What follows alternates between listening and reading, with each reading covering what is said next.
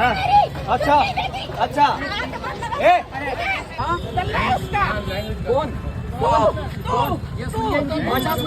Hello ladies and gentleman, मेरा नाम है पायलट मैमल और आज मैं बहुत गुस्सा हूँ। गुस्सा इसलिए क्योंकि आज पहली बार मेरी पर्सनल फीलिंग्स को हर्ट हुआ है। तो दोस्तों, स्वागत है आपका एक और नई वीडियो में, जहां आज हम फिर से एक बार बात करने जा रहे हैं चंद्रिका गेरा दीक्षित एके दिल्ली की वायरल वड़ा पाव गर्ल की। पिछली बार दीदी मेरे वीडियो में सिर्फ एक केस स्टडी थी, लेकिन इस बार दीदी ने कुछ हरकतें ही ऐसी करी हैं कि मुझे उन पर पूरा डेडिकेटेड वीडियो बनाना पड़ गया। तो अभी रिसेंटली चंद्रिका जी के बेटे का बर्थडे था, जिसपे वो जो भंडारा करवाने वाली थी उस पर काफी कंट्रोवर्सी हुई है। ऑलराइट लेडीज एंड जेंटलमैन, सो मेरे पास तुम्हारे लिए एक बहुत इंपॉर्टेंट मैसेज है जो मैंने वीडियो के लास्ट में रखा है। तो अभी अगर तुम्हारे पास पूरी वीडियो देखने का टाइम नहीं है तो अभी जल्दी से जाओ और वीडियो के लास्ट सेक्शन में जाके वो एक बार वो मैसेज सुन लो। बात कुछ ऐसी है कि चंद्रिका जी जिस गली में अपना ठेला लगाती हैं वो गली एक्चुअली एक एक्सेस रूट है फॉर मेनी सोसाइटीज, और उनकी वजह से उस गली पे और भी कई सारे ठेले और कार्ट्स खुल गए हैं, जिसकी वजह से उस सड़क पे बहुत सारा जाम लगता है, बहुत भीड़ लगती है, जिसकी वजह से वहां रहने वाले जो रेजिडेंट्स हैं उनको बहुत दिक्कत फेस करनी पड़ती है। जब एक नहीं लगेगी तो कोई भी नहीं लगेगी, क्योंकि यहाँ पर आप लगा ही नहीं सकते।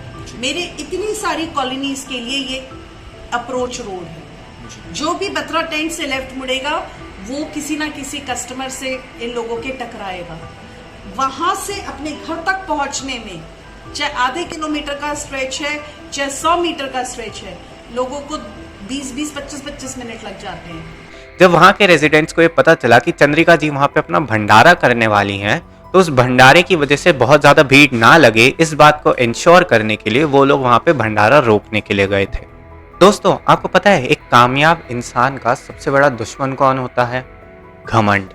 जी हाँ, घमंड वो नशा है जो पहले तो बहुत अच्छा लगता है, लेकिन उसके बाद इंसान को इतना जल्दी इतना नीचे गिरा देता है कि उसे खुद भी पता नहीं चलता। चंद्रिका जी के साथ भी यही दिक्कत है, उन्हें इसी घमंड के नशे की लत लग चुकी है।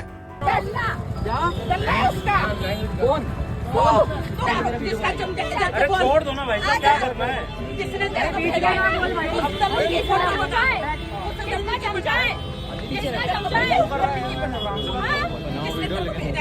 जिस पब्लिक ने चंद्रिका जी को इतना फेमस किया, इतना ऊंचा मकाम दिया, चंद्रिका जी आजकल उसी पब्लिक को गालियां देती फिर रही हैं। लेकिन मुझे गुस्सा इस बात का नहीं है, गुस्सा इस बात का है कि चंद्रिका जी ने अब वड़ा पाव के साथ साथ भगवान को भी बेचना शुरू कर दिया है।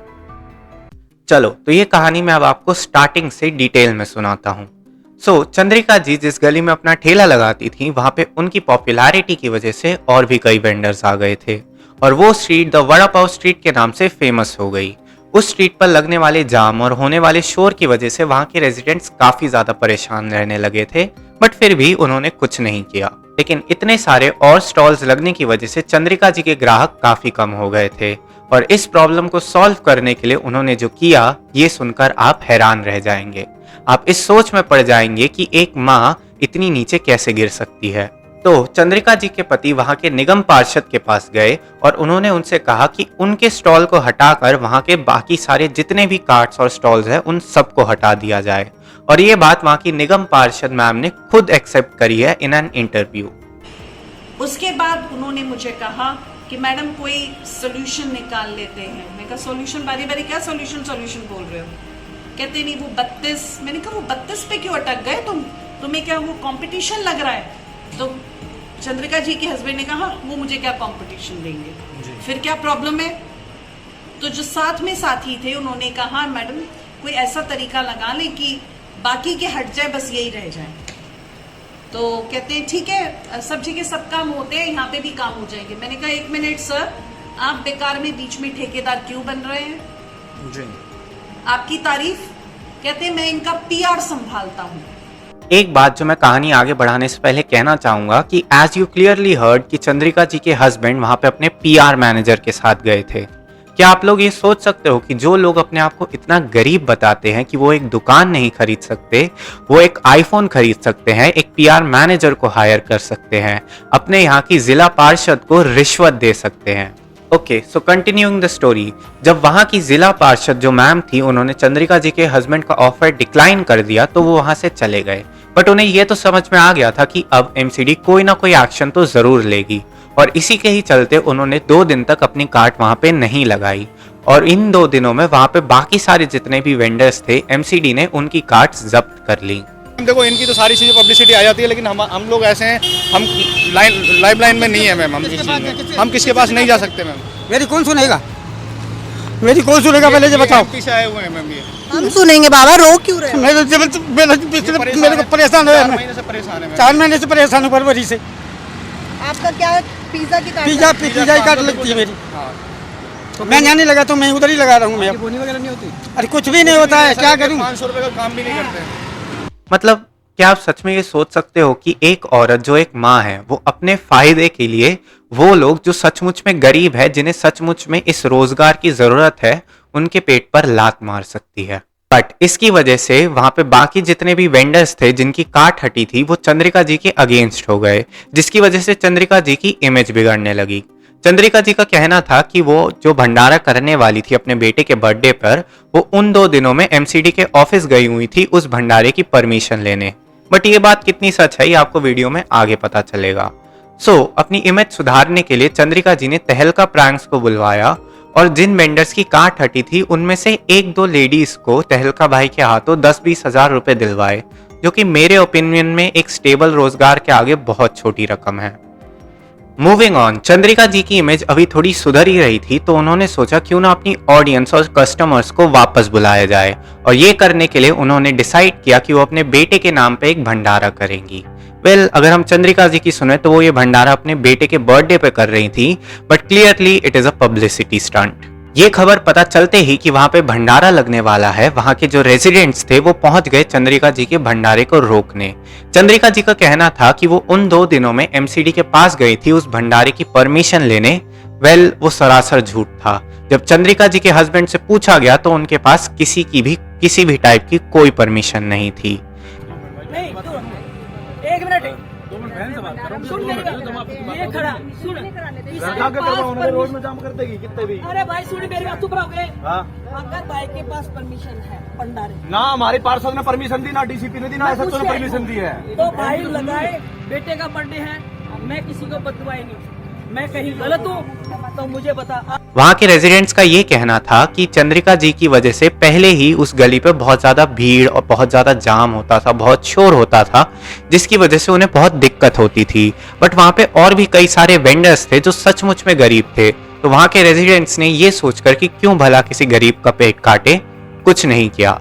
बट जब उन्हें यह पता चला कि चंद्रिका जी और उनके हस्बैंड ने कैसे चालाकी से बाकी सारे वेंडर्स को वहां से हटवा दिया, उनके पास एक्शन ना लेने का कोई रीजन ही नहीं था। देखो यहाँ तक सब ठीक तो नहीं था, बट जिस बात का मुझे पर्सनली बुरा लगा वो ये थी कि जब चंद्रिका जी ने इस बिजनेस एंडेवर को एक रिलीजियस कंट्रोवर्सी बना दिया। जब चंद्रिका जी से ये पूछा गया कि उनके पास ये भंडारा करने की परमिशन कहाँ से आई, उन्हें ये परमिशन किसने दी, तो उन्होंने ये हरकत करी। इसकी परमिशन है, ये रही, और इसका कोई विरोध करता है तो वो अपना हाथ उठा दो। मैं भगवान का विरोध करता हूँ, मैं इंसानियत का विरोध करता हूँ। परमिशन है। जय गुरु जी, जय गुरु जी, जय गुरु जी,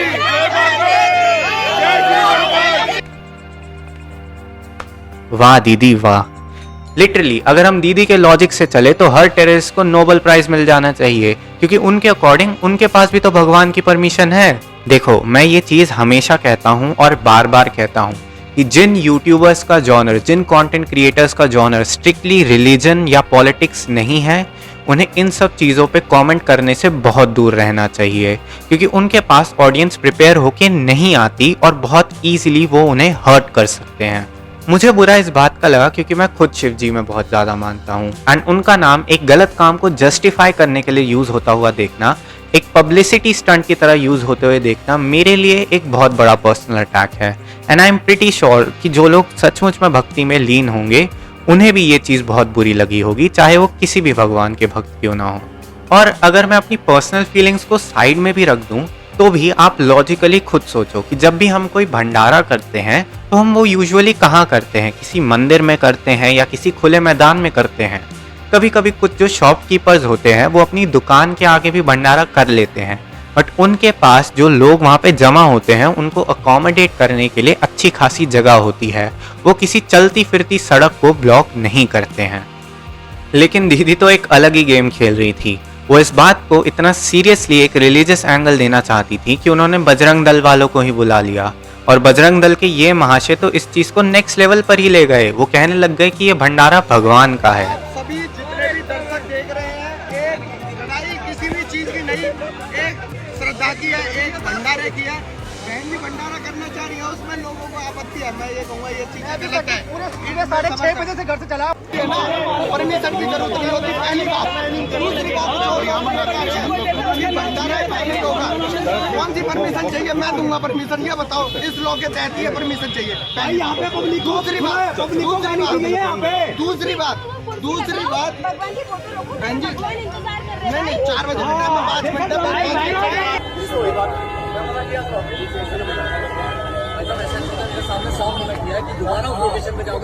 5 मिनट भगवान के लिए कर रहे थे, अब हम यहाँ भंडारा कर ही नहीं रहे। ये भाई की जीत हो गई, जीत हो गई। हाँ, मैं मानता हूँ भंडारे के लिए किसी भी परमिशन की कोई जरूरत नहीं होती, लेकिन तब तक जब आप भंडारा एक ऐसी जगह पे करा रहे हो जिसकी वजह से एक हेविली यूज सड़क ब्लॉक नहीं होती। और मैं एक और बात कहना चाहूंगा कि नाम में बजरंग लिख लेने से ना कोई सनातनी नहीं हो जाता। एक और बात, आजकल लोग स्पेशली बजरंग दल वाले और जो टीनेजर्स हैं हमारे, वो खुद को ऑनलाइन कट्टर सनातनी बोलकर अपनी इंस्टा बायो पे जय श्री राम या किसी भगवान का नाम लिखकर खुद को बहुत ज़्यादा ही कूल और धार्मिक दिखाना चाहते हैं। बट मैं उन सब लोगों को एक बात बताना चाहता हूँ कि जो लोग अपने आप को कट्टर कहते हैं ना, वो सनातन जैसे डीपली फिलोसॉफिकल, पायस और ब्यूटीफुल कॉन्सेप्ट को कभी समझ ही नहीं सकते। दीदी इसे भगवान का काम बता रही थी। चंद्रिका जी, आपको सीरियसली लगता है कि आप गरीबों के पेट पे लात मार के फेम कमाने के लिए भंडारा करोगे और उसमें शिव जी का नाम जोड़ोगे तो शिव जी इस भंडारे को होने देंगे? बिल्कुल भी नहीं। और ऐसा ही हुआ भी। चंद्रिका जी गॉट अरेस्टेड दैट डे।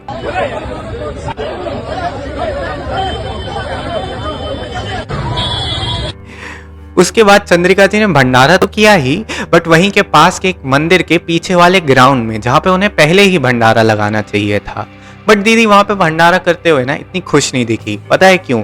क्योंकि वहां पे व्लॉगर्स नहीं आए, बल्कि सचमुच के गरीब और जरूरतमंद लोग आए जो उन्हें दुआ तो दे सकते हैं बट व्यूज नहीं दे सकते। एट दी एंड मैं बस यही कहना चाहता हूँ कि आप चाहे कितने भी बड़े मुकाम पे क्यों ना पहुंच जाएं, कितने भी ज्यादा सक्सेसफुल, फेमस क्यों ना हो जाएं, प्लीज बिल्कुल भी घमंडी मत बनिएगा। और एक और बात, रिलीजन और पॉलिटिक्स बहुत ही ज़्यादा सेंसिटिव टॉपिक्स है और इस पे आप क्या बोलते हैं और क्या करते हैं ये लोगों को डीपली इम्पैक्ट कर सकता है और बहुत ही ईजिली उन्हें हर्ट कर सकता है। So if you are dealing with topics as sensitive as religion and politics, please be careful of your words and actions. All right ladies and gentleman, so thank you so much for watching this video. और अगर तुम यहाँ तक बने हो तो जाओ अभी चैनल को सब्सक्राइब करो, अगर तुमने नहीं किया वीडियो को लाइक करो। एंड जितना तुम अभी मुझे प्यार मेरी रीसेंट वीडियोस पे दिखा रहे हो उसके लिए बहुत ज़्यादा शुक्रिया। एंड यस, इसमें भी मैंने वो लिंक डाला हुआ है उस कहते हैं ना गूगल फॉर्म का, तो जाओ वहाँ पे अपने आइडियाज़ दो या फिर अपनी स्टोरी शेयर करो मेरे साथ जो तुम चाहते हो कि मैं नरेट करूँ। वो स्टोरीज कुछ भी हो सकती है, फनी, हॉरर, मिस्टीरियस, एनीथिंग। जाओ बताओ। And yes, I will see you in the next one. Adios.